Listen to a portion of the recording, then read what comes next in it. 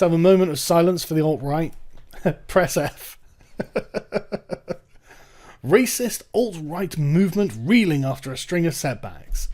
And yeah, they do seem to be failing in every regard. So, led from a courtroom in handcuffs Tuesday, one of the nation's most recognisable white nationalists will have 38 days behind bars to ponder the dizzying demise of the group he led before his arrest exposed a bizarre sex scandal. Yeah, this is Matthew Heimbach, who is the Traditionalist Workers' Party chap. I'm not really very familiar with him, to be honest. But it's a sentence for a probation violation. All those fucking F's in chat. And then an army of furries has arrived from the east. Fucking hell, we're fucked. But so yeah, this is a violation of probation, apparently. And this is the latest setback for the alt-right movement. Now, this is interesting how this article then brings up Richard Spencer, of course, who coined the term alt-right. Although I've heard that he didn't actually coin it, but I don't know, who cares? Close enough. But yeah, he and other leading alt-right figures are fighting lawsuits without help from lawyers. See, this is kind of annoying that, like, they should be allowed to engage lawyers. And, I mean, obviously they are allowed to engage lawyers. But it shouldn't be a sort of a death sentence for your career if you represent someone from the alt-right. And this is coming from someone who, I mean, only an idiot would suggest I'm even vaguely in favour of anything the alt-right stand for. And the alt-right, ask any of them, they're well aware that they know that I'm opposed to them. But that doesn't mean I don't think they should have the same sort of human and social rights as other people. Even if they would do away with ours, that's why we're not like them, isn't it? But, I mean, like, lawyers defend paedophiles and rapists all the time, but you can't defend Richard Spencer, you know? And they've not mentioned it in this article, but Richard Spencer's altright.com domain got pulled by its host just because they disagree with the politics involved. And it's like, okay, that's a scary road that we're going to go down then, isn't it? You know, I mean, if that's acceptable, can the liberalists start punishing and like putting pressure on hosts for Marxist.org? Because I think that you can make a fucking significant case that it's basically a genocidal religion and it's caused untold misery and suffering, far more than the alt-right and the Nazis ever did. So if we're going to start restricting what can be hosted by companies because of political leanings, I think there's definitely a fucking case to be made there, isn't there? Dangerous precedent, not where we should be going. We should be a pluralistic society even for the dipshits. But yeah, then there's Heimbach, whose Traditionalist Workers' Party was rocked by his arrest in March on charges he assaulted his wife's stepfather. Fucking, apparently they were having an affair, like it's a gross fat love triangle. Fat neo-Nazi love triangle. Gross. The Daily Stormer, a leading neo-Nazi website, has struggled to stay online since founder Andrew Anglin published a post mocking the woman who was killed by a car, Heather Hare, which she was actually killed by a car, apparently. Even though for some reason her mother did say she died of a heart attack. I saw the video, but no, the coroner's report did state that it was the car itself. But Anglin complained of being banned from the internet after domain name registration companies Google and GoDaddy yanked the website's address. Again, like, this is the same things obviously happen on Twitter with Baked Alaska and Jared Taylor, but Twitter's been going nuts with everyone recently. And there have been various other platforms, and Britain First had their Facebook page pulled. And it's like, these are symptoms of a problem. Suppressing them gives them legitimate and just cause to fight back against what is being done to them. You have to understand, you're turning their complaints into legitimate concerns when you do these things to them. Because the alt-right isn't going anywhere. You know, it's a tiny, tiny movement. I don't know why they've got this theory in their head that the alt-right is just boundless and the entire world's about to flip alt-right. It's like, no, it's not, dude. It's genuinely not. But Christopher Cantwell, a white nationalist who hosts the live stream talk show Radical Agenda, I'm only vaguely aware of Christopher Cantwell because he did a Vice documentary where he had a bunch of guns. It's like, yeah, that's good PR, good optics. Yeah, he's going to jail apparently because of felony charges stemming from a torch-lit march for the University of Virginia's campus on the eve of the Unite the Right rally. So Brad Griffin, who promoted the alt-right on his website Occidental Dissent, believes that the Charlottesville rally became a catalyst for the movement's implosion. I think that it's actually the inherent contradictions in the alt-right that became the catalyst for it. But, like, Unite the Right, I think there's like 1,000 people there. And for the alt-right, that is a big gathering. You know, that is for the alt-right, that's really big, actually.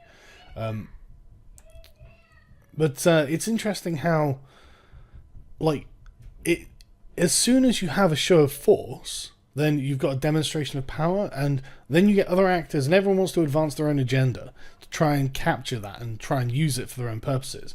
And then that just exposes the cracks that, like, in the plaster that's holding the movement together, and then it starts becoming purity spirals, which I predicted all of this.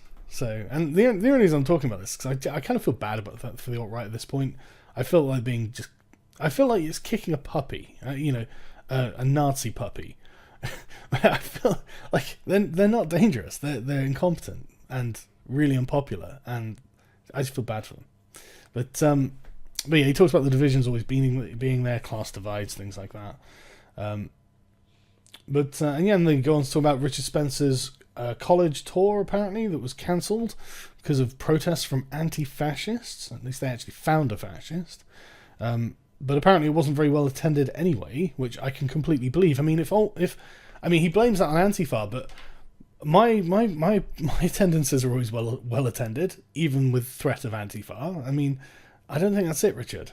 I think it's just you're not very popular. But and he's got this cringy quote here. I don't want to sound like a nerd, but the Empire struck back and figured out ways of scuttling what we're doing. I'll be back. All right. But the thing is, right, everyone says, well, the alt-right's failed. You know, that's what it looks like. It does look like the alt-right's failed. But Harvard University is segregating their graduation ceremonies. So did the alt-right really fail at all? It seems like the alt-right got exactly what they wanted. Why, Harvard? Why? Is that what Martin Luther King would have wanted? Organizers say it will celebrate black achievement and draw attention to the university's legacy of slavery by separating the blacks from everyone else. Fucking why? So Harvard University will host a graduation ceremony exclusively for black students, organizers have announced. Now, apparently the organizers aren't actually representatives of the university. They've just asked to be able to do this. And Harvard has said, yes, you can do this at our university. Harvard, you should say no. You should not let them self-segregate this way. This is unhealthy. More than 170 students and 530 guests have signed up to attend. These are the white-hating proportion of Harvard University, I guess. All black ceremonies have been held at other US universities, such as Stanford and Columbia, and this will be a historic first for Harvard. How long until we just have black-only universities? I mean, literally, the alt-right, I told you on Millennial Woes' stream, you can win against the social justice warriors and get everything you want using their rhetoric, because their rhetoric is basically making what you want come true. You've just got to spend some time with it. I mean, I made a video saying you could be racist to Nazis using postmodern philosophy, because you can using their philosophy. Pick up their fucking books, you lazy shits. They're not going to do it, obviously. It's all Jewish. I'm not joking, it is. The event was crowdfunded by students who raised $27,000 just to be away from Whitey. I mean, that's commitment, isn't it? Literally, we need a thing with no white people. It's going to cost $30,000. Sorry, we can do it. We can make that happen. We care that much about this.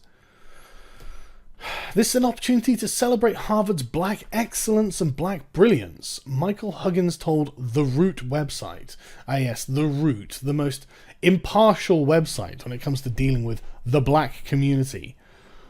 Mr. Huggins, it's a great surname, who graduated with a Masters in Public Policy from the Harvard Kennedy School, added, "It's an event where we can see each other and our parents and our family can see us as a collective, a whole group, a community, a bloody bunch of socialists, isn't it? Really? I mean, why don't you guys move to Africa? Honestly, I'm really curious, right? If you can't stand to be around white people, if you need to be away from white people and to have, like, yourselves reflected in each other's faces, so you don't see any whiteys around, you just got black people, black people, There is a fucking continent filled with black people who are crying out for human capital. People with master's degrees in public policy or business education or something like this. Black people moving back to Africa with all of these skills that they'd appropriated from the colonizers would probably do Africa a world of good. And you'd go back there and you'd be effectively like Kangs yourselves, you know. I mean, you're going to be walking to the top jobs, you're going to have the best houses, and you're probably going to go over there with such a nice wealth of money just from your own personal savings that will go a lot further in these countries. So you should, I mean, honestly, it would really help them for you to move there, and it would help you because there'd be hardly any white people around. Win-win. That's all I'm saying. I mean, you're going to be getting away from you're not going to be getting away from the legacy of slavery. I mean, you know, there is still slavery going on in many parts of Africa right now, but maybe you can do something about that. Maybe you can explain to the black people who are enslaving other black people to sell to other black people, and sometimes Arabs, that slavery is bad. Have you considered that? Who invented abolitionism? It must have been a black person. The Black Graduation event comes at a time of heightened student activism in response to racism on college campuses. All the more reason to leave. I mean, all the racism you'll find in Africa is just against white people, and that's okay, apparently. Washington, D.C. University has recently launched an investigation after racist messages were found scrawled across bananas scattered on the campus. Terrible. How did you get by? What happened? How many people were injured, just out of interest? Because white farmers are actually being genocided in South Africa? Maybe you should just go there and cheer that on. Maybe we can do some sort of population swap. Honestly, now that I say it, it's not the stupidest idea in the world, is it? It solved a lot of fucking problems. Maybe MLK was wrong. Obviously, I don't think that, but I mean, someone's going to clip that out of context, obviously. But no, seriously though, like, if you guys just genuinely hate white people, just fucking move to Africa. You can do it. You have the resources. You have the education. You're going to be a fucking star in Africa as well. All these black people will love you.